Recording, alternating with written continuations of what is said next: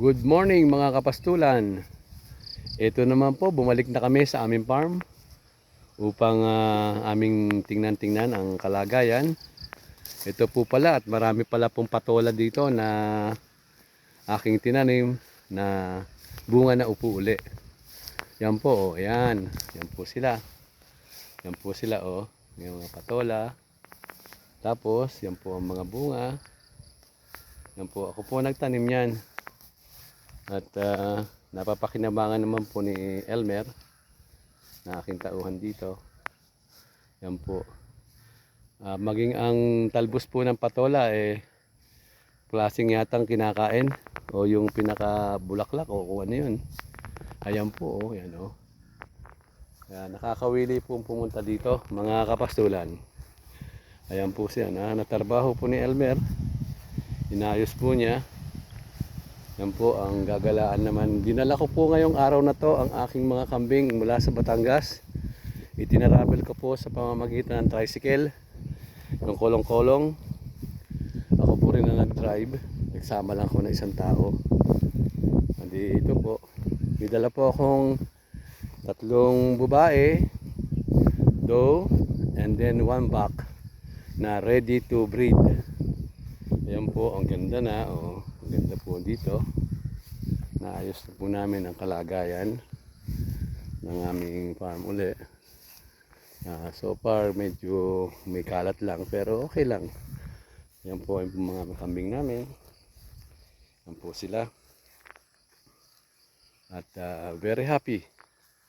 Ako po rin ay nasasayahan dahil maganda na po ang aming place. At yung po naman naming kalabaw na si Carly at si Carling, narito po, nakita ko po kanina, nariyan lang po sila. Yan po ang aming mga dalang kambing. Ito pong 4 na to. Yan po. At may naiwanan pa po sa Batangas, yung mag-iina.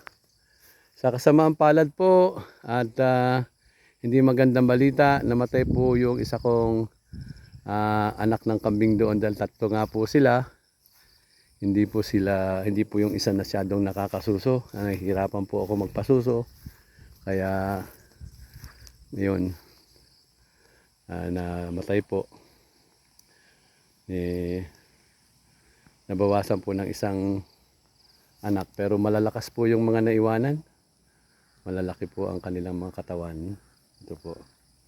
Ito po mga dala ko ngayon, kumakain. Ito po ang place namin. Yan po ang bahay. Yan po. Bahay ng aming kambing. Na inayos din po ni Elmer.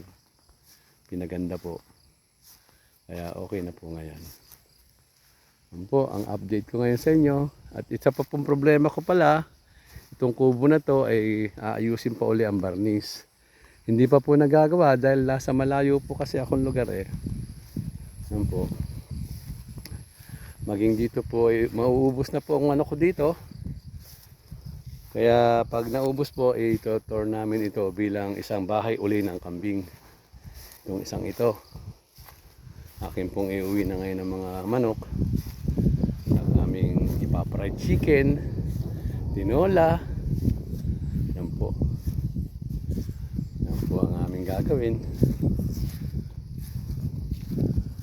Sila. Ang ganda po dito ngayon. At ang aming puno ng mga sintunis o kalamansi ay ito. Ang kaming kalamansi po ay masyadong magaganda na ngayon. O yan po. At nilalagan po kasi ng patabatain ng kambing. Yan po. Yan, narito pa si yung isa, buntis po ito. Itong isang ito. Yan po. Yan. Siya po ngayon malinis dito. Yan po yung isa na bata. Kaya sana po dumami ito. At nang mapakinabangan po rin namin. Yan po yung isa, brown. Mukhang Nagdadalaga na. Yun po siya. Hindi pa po naayos ang bahay. At pero sa mga March po namin to uli i-resume ang paggawa dito. Lalagyan na po ng terrace.